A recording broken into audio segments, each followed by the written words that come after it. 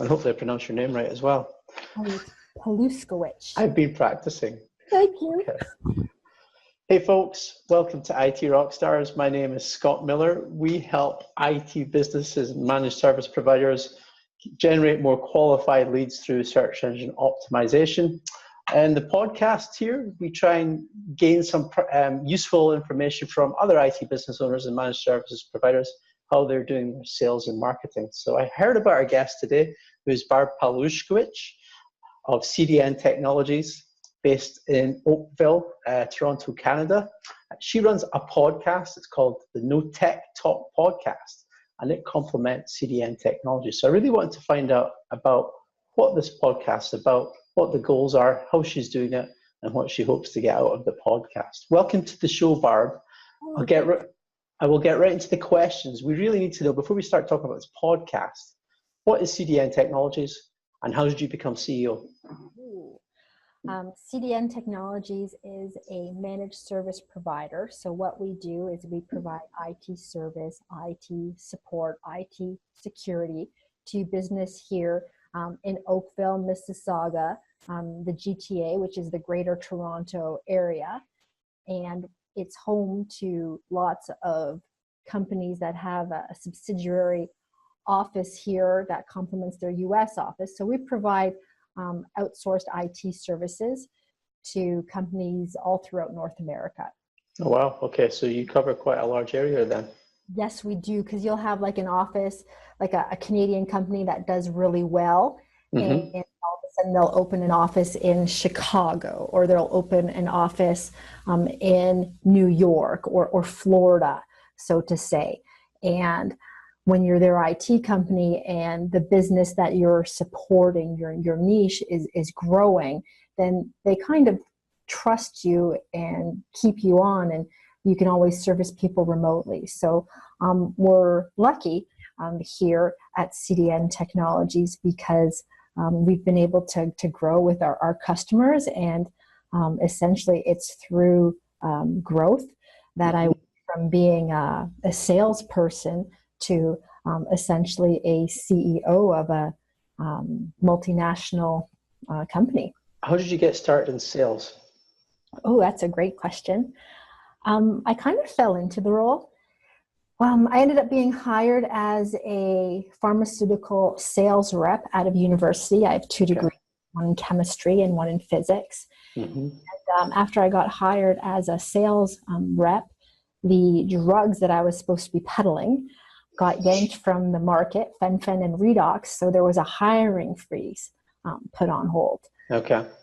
So they said, you know what, hold off for a little bit and we'll get back to you. So I was like, okay. So I went on vacation, and then I came across a person who was working at a private vocational school, which is essentially a private college.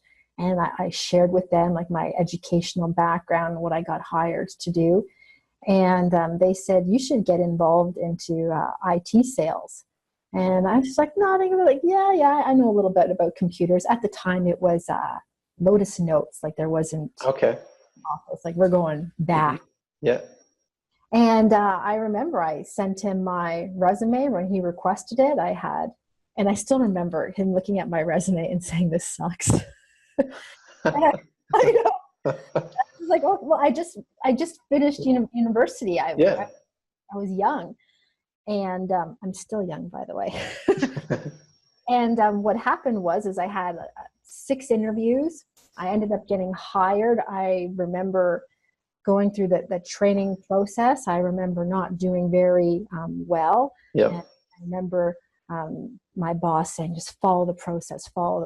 Because I was hired as a salesperson, and I didn't even know that sales had a process. Like there was a flow of conversation that happens. And once I figured that out, and it just went from there. So I was a sales rep for this IT training institution, and I did that for, I don't know, 5, 6, maybe about 6 years. Okay. And the .com bubble burst. My company was a Canadian company and ended up being bought by a US company. And I was given a new compensation package that I chose to sign. I was a salesperson, and I was going from commission-based to salary-based, and that wasn't the numbers weren't working in my favor. So like any salesperson, I was working hard to negotiate. New company, new rules. They said no, and I just kind of thought, oh my goodness, I have to make one of those life decisions as to what it is that I'm going to do next, because this isn't working out for me. When you're a salesperson, you like live by the sword and you die by the sword. And once I did the math, I was just like, this can't be real. This can't be happening.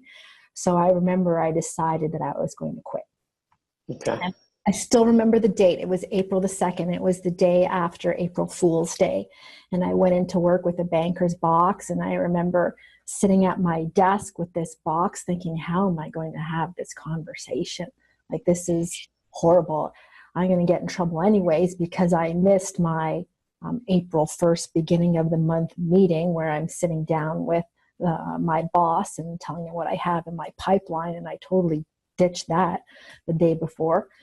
And because I was contemplating this decision. Yeah. I remember being called into the office, and I was a good sales rep. So when you're a great sales rep, you pretty much have carte blanche to do whatever it is that you want within reason, Yep. which be completely unemployable as well. And I remember going in there and sitting down and going through the pleasantries, and then there being a pause and me just saying, what's up? Because you can tell when there was something in the air. And then my boss just said, you know what, there's changes happening within the organization. And he just kind of hands me this folder. And I was just like, yes, yes, yes. Like a whole when Harry met Sally, Sally moment in the mall. Like, I was so happy. Like, you know, and I remember my boss was just at the time, he was a new boss, thinking, this woman is nuts. So could I ask, what was in the folder? What's the big deal with the folder? Cool. I was getting packaged out. Okay. Yeah, I was getting my little parachute. So here I was contemplating as to whether or not I'm going to quit. And when you quit, that's it. But when you are severed or impacted is the word that they use these days, there's usually a compensation package that comes with that to help you out for a little bit. So essentially I got this big fat check. And okay. I thought, well, what am I going to do next with my life? And my business partner at the time, Jason, he was looking at expanding his company. He had a small IT service company.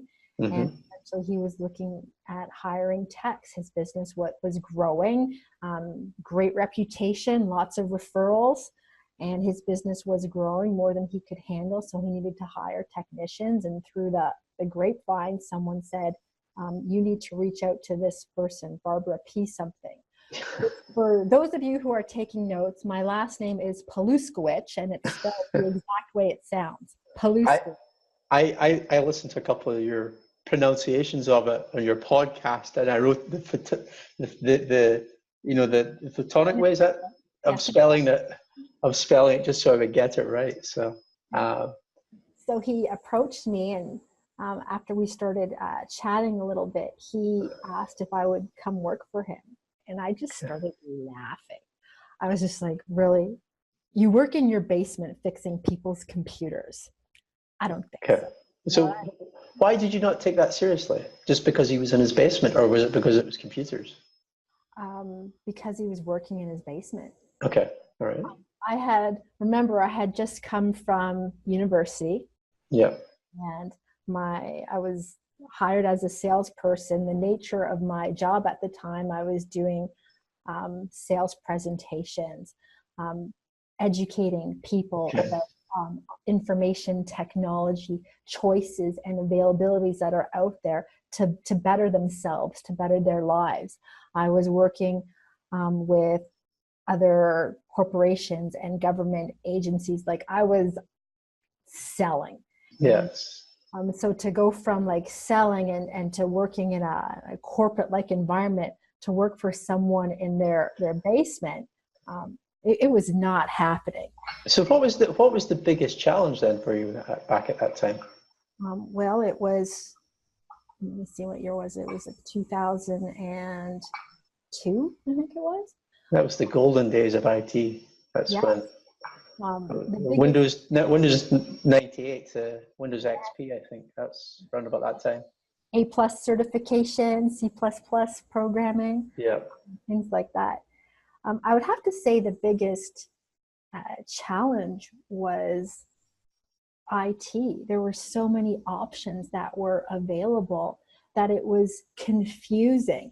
You really had to focus on what direction you want to go into because it's such a broad field. Yeah. So I really had to sit down because I realized that I was trained, I was educated, and I was disciplined. So I really had to, when you're a great salesperson, you can sell anything. You can sell cars, you can sell houses. I really enjoyed IT. It's where I started from. And I had the pharmaceutical ticket in my back pocket because of my university background. And then I thought, well, what it is that I'm going to do. Then I thought about it, and Jason was relentless. Like, you know what? He all the time, like when are you going to quit? I'm sorry, not when are you going to quit, or when are you going to join us? When are you going to join us?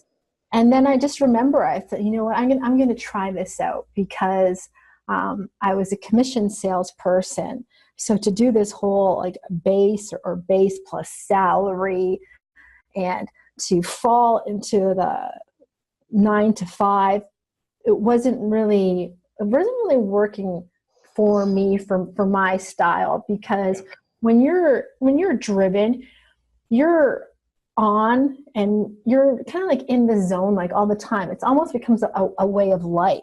Yeah. So you just can't help it. So sure enough, I said to Jason, you know what, I'd like to try this out, but JP Consulting is not going to do it for me. I'd like it to be CDN Technologies, Canadian Technologies. And you know what, we just grew from there. As soon as I made the decision to join the company, we made a few management changes, which means all of a sudden, I came on board and we implemented a sales process, because yes, the referrals were coming in, and yes, we had existing clients, had a great reputation in the industry, and we just started adding a sales process and marketing to the mix. How I ended up getting here was essentially through our growth through acquisitions campaign. Okay. Yeah, and that is you meet other people that are doing the same things, and we were able to provide them with an exit strategy, because when you go from being a tech to an owner operator, techs usually get into this industry because they like being techs. They like being tech. They get really excited going into Radio Shack. So for our Canadian listeners that hear that, they all are going to know what Radio Shack is. I think they even have it. Do they still exist? I thought they were. I've seen a couple in the US. So, they like that so much. I get where you're coming from. So this growth through acquisition, does this mean that you were going out purchasing or acquiring other IT companies, or were you just, what was that? So what happened is whenever we came across another person that was a tech that went to an owner operator, I think there comes a time where they have to make a decision as to should I stay or should I grow. Okay.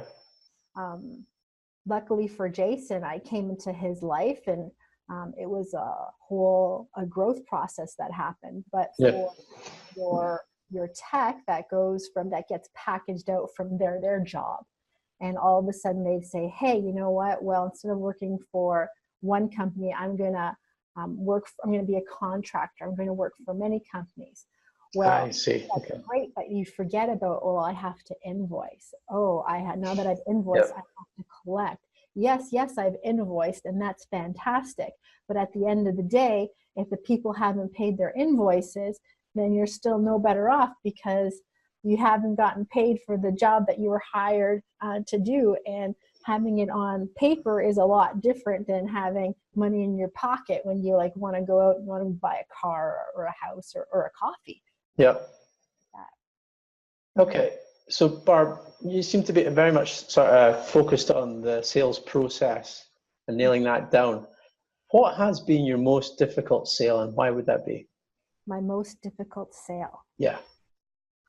Whew. Or is it all easy for you?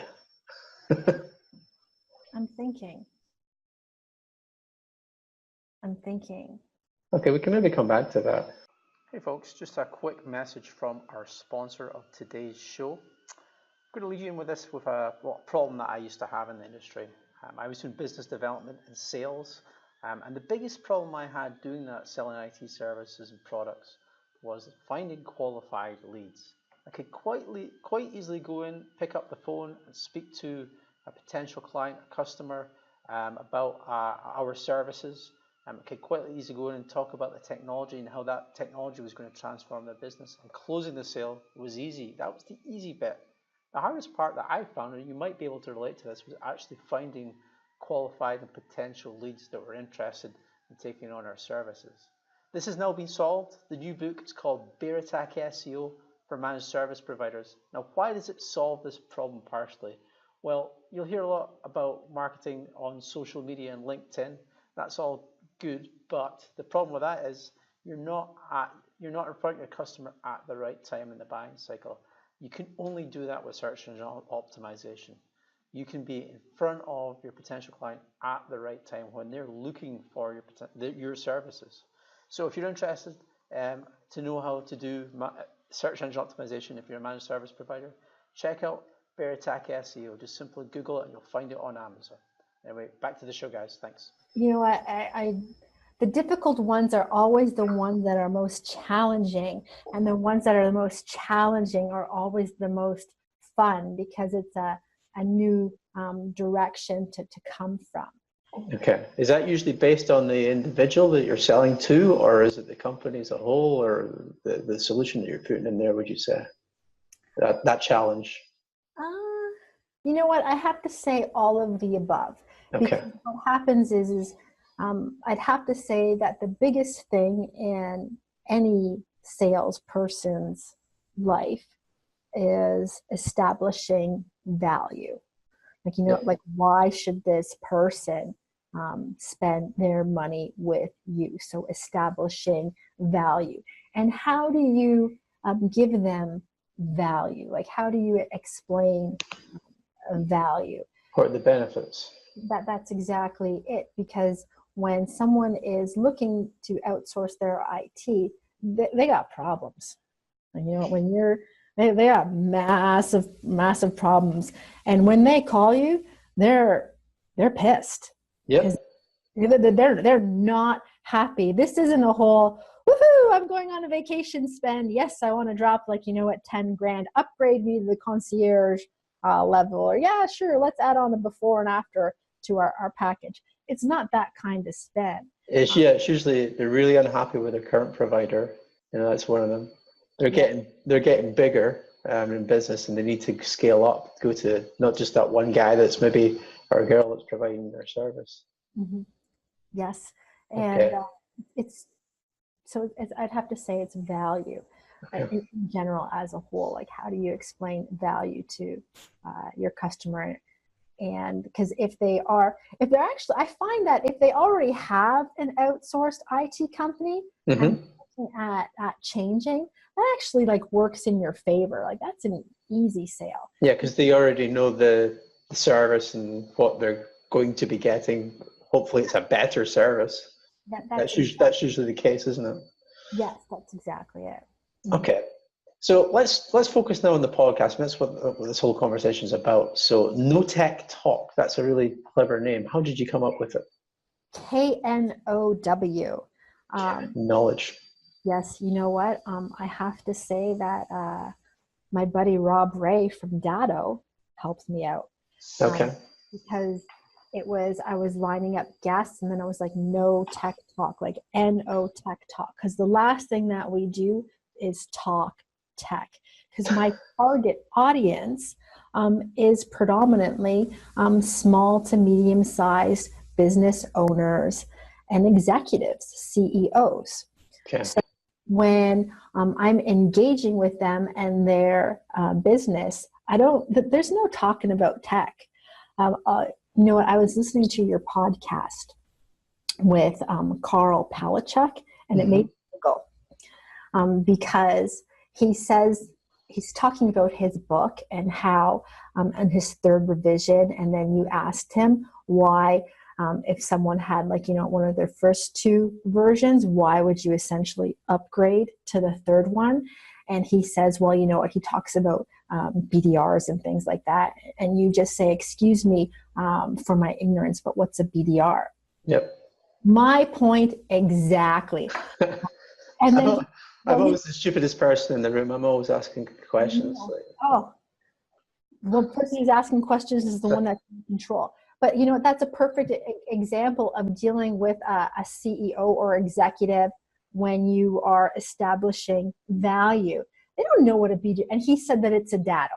When I go out there and I'm chatting with people, they don't know what a BDR is. They don't know what dado is. However, it is something that they need. They need a proper continuity solution so that they can have access to their information in the event someone hits delete or their internet goes out. Like, how does their business keep working? So that's how No Tech Talk came into play. I was lining up guests, and then essentially I was asked what the title of my podcast is, and I was just like, I don't know if it should be No Tech Talk, like NOTE Talk, or KNOW. And Rob just said, definitely the right choice. Yeah, and I was told. So what is the purpose of your this podcast? The audience are small to medium-sized businesses and executives, you mentioned. What is the point of the podcast itself? You're obviously speaking to this audience. Is it something that's supposed to complement CDN Technologies? If so, how does that work? Yes, through my Growth Through Acquisitions campaign. Because there's going to be two different types of people that listen to my podcast.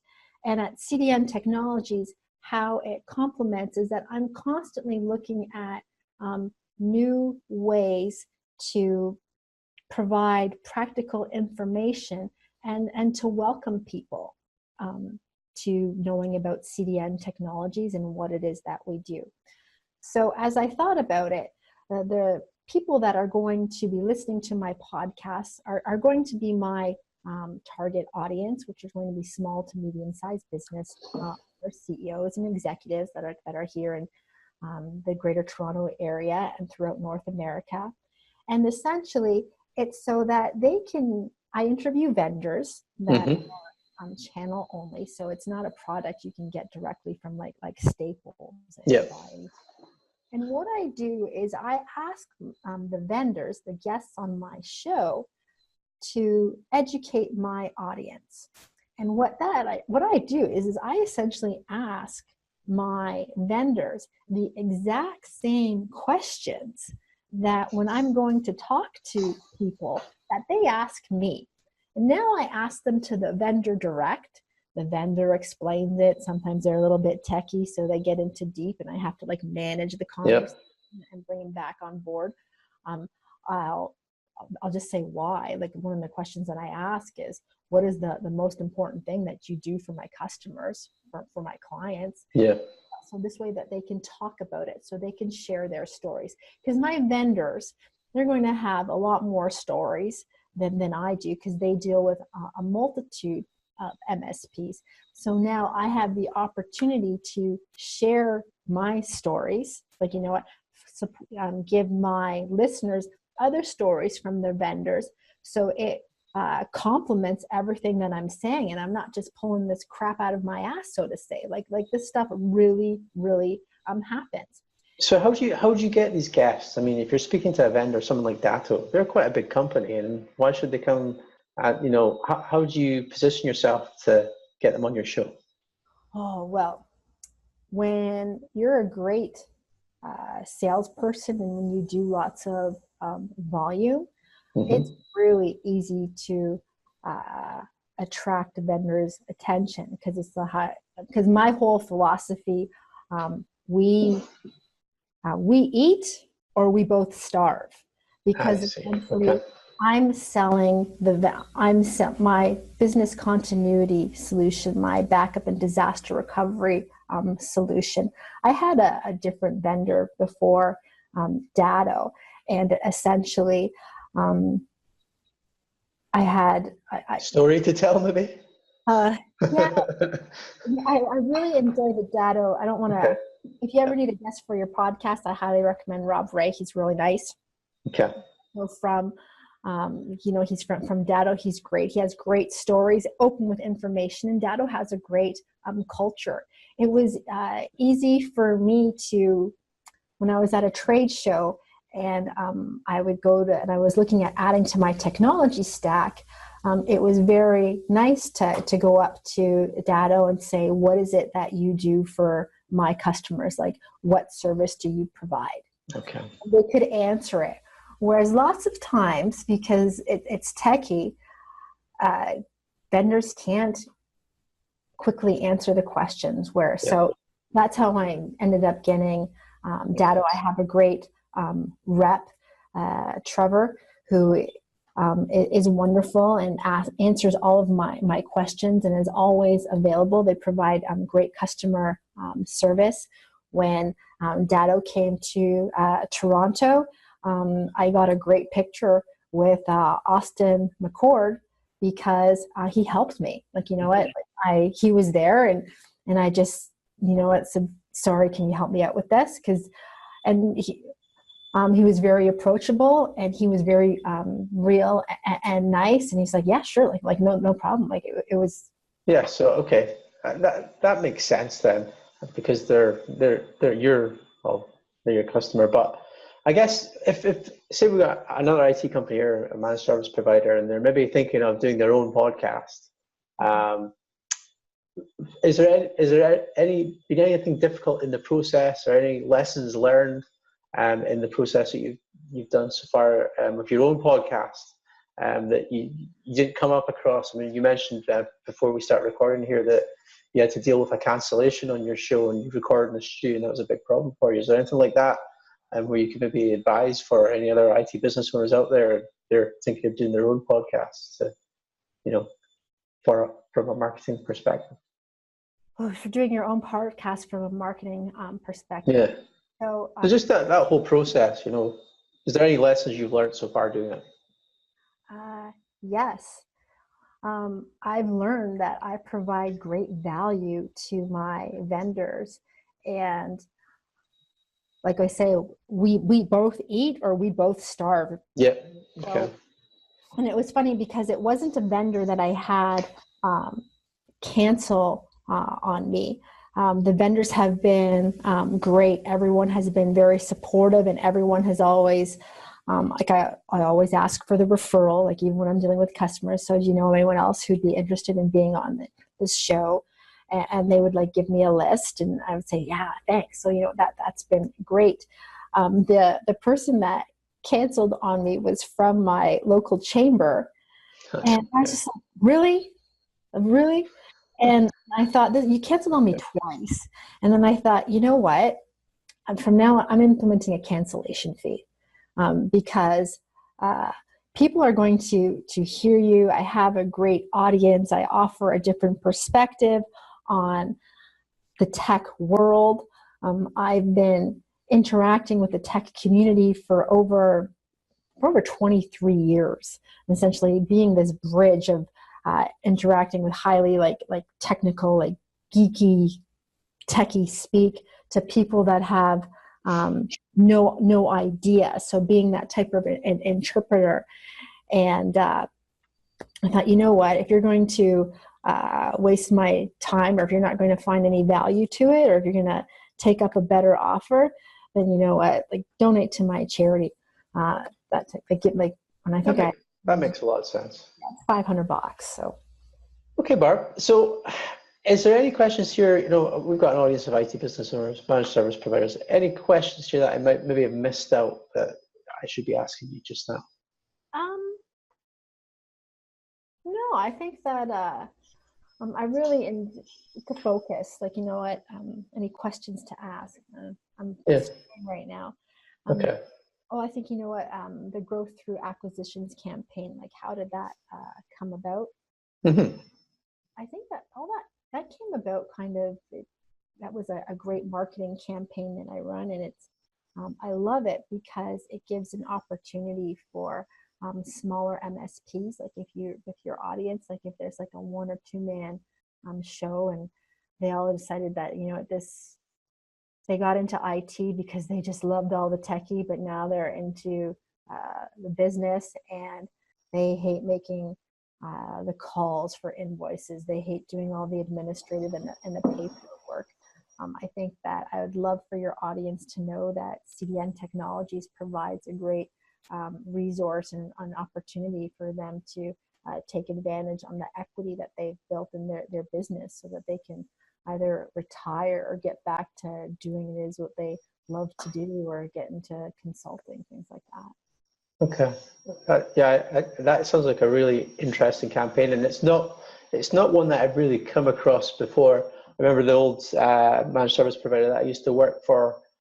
They used to target people like IT managers and try and almost recruit that IT manager in to the managed service. And that worked to some degree, but it was quite a tough sale. You know, it was a long process. You've not only got to sell it to the tech, you've also got to sell it to the business, you know, that's working with the tech, or the tech's working with. So it's quite a tough uphill battle, I guess. Yeah, it's actually, I don't mind it, because what happens is if you look at any type of trade show event here within North America, Mm-hmm. the people that are running their own shop, they're approaching Freedom 55. So they're looking at retiring, and lots of times, you know, if they own their building, that's awesome. That's their retirement fund. But what if they don't own their building? Like, you know, what if they're like a small guy that's just like, you know, it just went from break fix to managed services, and now he's got like, you know, $10,000 a month in recurring revenue. You know what? So he's got a small little business there, but you know, he's done. Like, you know, he's tired of taking the calls. He's tired of doing the paperwork. He would rather just be consulting and collect the paycheck.